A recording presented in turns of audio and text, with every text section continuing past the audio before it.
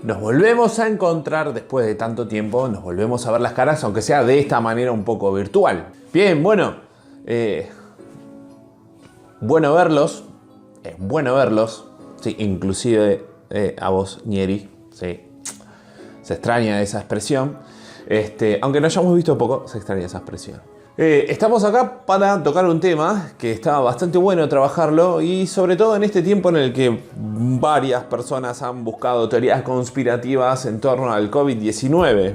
Niéguenme que no googlearon de noche teorías conspirativas con respecto al COVID-19. ¿Y a qué me refiero con eso? Bueno, es que justamente muchas de estas teorías conspirativas hablan de que hay como una nueva lucha de a ver quién tiene el poder, si es China que quiere derrumbar a Estados Unidos, si es Estados Unidos el que implantó en realidad el virus, o si fue Bill Gates que quiere un imperio económico, o no sé, Alemania, no sé, es como todo muy raro, pero básicamente es como que todos hablan de una lucha de poder. Y hay una palabra que usé que es justamente el tema que vamos a trabajar hoy, que es el concepto de imperialismo. Hacia fines del siglo XIX, sí, más o menos 1870, 1850, Europa va a tener una gran expansión comercial impulsada sobre todo por su primera revolución industrial. Ese es un contenido que seguramente ustedes recordarán, tuvieron que verlo el año pasado en tercero. Si no lo recuerdan,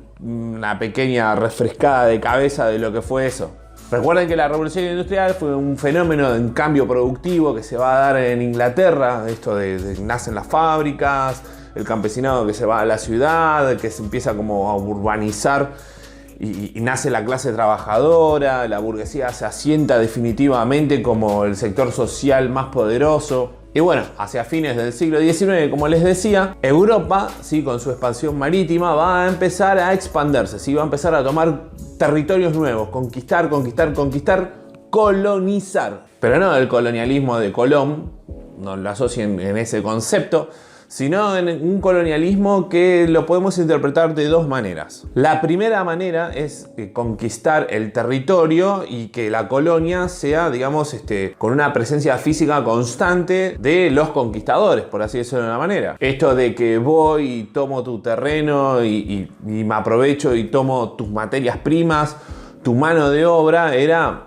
básicamente la premisa fundamental del imperialismo. Imperios existieron siempre en la historia de la humanidad, en la antigüedad, en la Edad Media, siempre hubo imperios. La gran diferencia con estos imperios es que, primero, por un lado, están en el auge de los estados nacionales. Por otra parte, hay un actor social que es justamente la burguesía, que antes no existía y ahora sí. Y por último, todo este imperialismo de fines del siglo XIX, principios del siglo XX, está asentada a su base meramente en una cuestión económica, principalmente dentro de lo que es el capitalismo. Hay otro tipo de colonialismo que no necesita solamente la dominación política y territorial de esa región, sino que es más que nada un colonialismo económico, ¿sí? Generar una dependencia económica con ese país. Esto significa que un territorio, un estado puede ser independiente políticamente hablando, pero en el aspecto económico depende de otro país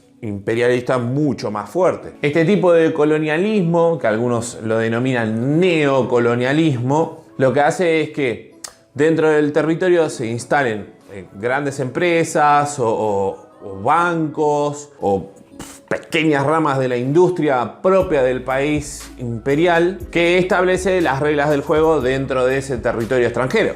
Por ejemplo, como, no sé, McDonald's hoy en día, o que de pronto venga Nike y ponga una fábrica de zapatillas Nike acá en el conurbano. Entonces, tenemos la idea de imperialismo, ¿sí? De esta expansión que se da desde Europa a fines del siglo XIX a prácticamente todo el mapa mundial, y por el otro estos dos tipos de conceptos de lo que es colonialismo específicamente, el de la dominación territorial, donde está presente todo el tiempo digamos, el país conquistador, y por otro lado esta presencia fantasma, por así decirlo, o como ¿sí? Espectral, como una especie de espectro que se mueve entre las sombras de un país que es políticamente libre, pero que económicamente depende del país imperial. Todo este juego, sí, imperialista, digamos, se va a enmarcar, como les dije, dentro de todo ese capitalismo que establece que Europa es el centro del mundo y que el resto de los países son la periferia, flotan alrededor de Europa. Es por eso justamente que la historia de la humanidad, gracias a esto, es como que es eurocéntrica. ¿Qué significa? Que nosotros estamos acá en pleno conurbano bonaerense en el partido de La Matanza y aprendemos historia europea. Es como que se establece que esta es la historia, por así decirlo de una manera. Inclusive si agarras un mapa, en el medio del mapa está Europa y el planeta Tierra, o un mapa planisférico en realidad es la representación del planeta Tierra, que es una esfera llevada a un plano y... O sea, es lo mismo verlo como así o así, pero bueno, es como que ese es el mapa y Europa está justamente en el medio. Entonces todo ese tipo de miradas corresponde justamente a esto de lo que es el imperialismo. Ese tipo de imperialismo va a morir, por así decirlo de una manera, con la Primera Guerra Mundial. Entonces podemos decir de que de finales o mediados del siglo XIX hasta 1914 va a haber una manera de ejercer el imperialismo, ¿sí? Y después de la Primera Guerra Mundial la cosa va a cambiar un montón. Incluso algunos por ahí lo estiran un par de años más, establecen de que el final de este tipo de imperialismo, ¿sí?, moderno dura más o menos hasta la década de 1970, 1960, cuando se termina de descolonizar gran parte de otros países que eran colonia, sobre todo británica, francesa, de Holanda. Es como que para ese tiempo todavía seguía habiendo colonias. De hecho, todavía hay alguna que otra colonia.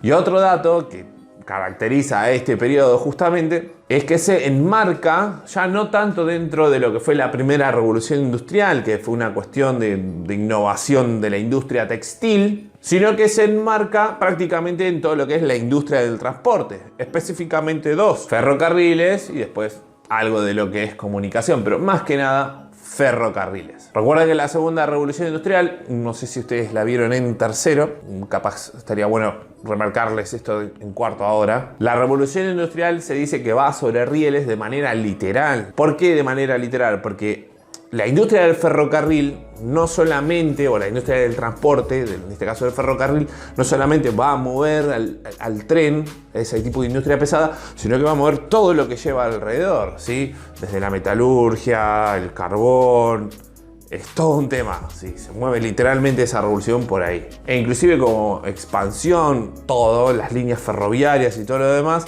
también van a estar vinculadas con otro tipo de actividad económica, como es la actividad portuaria. Es lo que sucede acá en Argentina. Nosotros somos el claro ejemplo hacia finales del siglo XX, hacia finales del siglo XIX, de cómo funcionaba este sistema de economía mundial, de este tipo de colonialismo. O mejor dicho, este tipo de imperialismo. Nosotros ya éramos un país libre e independiente desde 1816, pero para 1880 todas las líneas ferroviarias estaban trazadas de tal manera que terminaban en el puerto de Buenos Aires. Es decir, todo lo que se producía en el interior del país llegaba hasta el puerto de Buenos Aires. ¿Por qué? Porque las líneas ferroviarias estaban trazadas de esa manera para poder llegar al puerto y enviar todo lo que sea producto agropecuario hacia los países centrales, como Inglaterra, Francia, Alemania.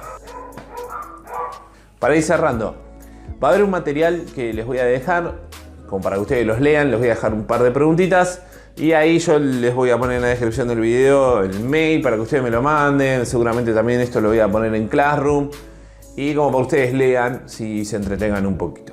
Bueno, espero que estén bien. Se los digo a ustedes, se los digo a todos los chicos que tengo como alumnos y alumnas en cada uno de los colegios.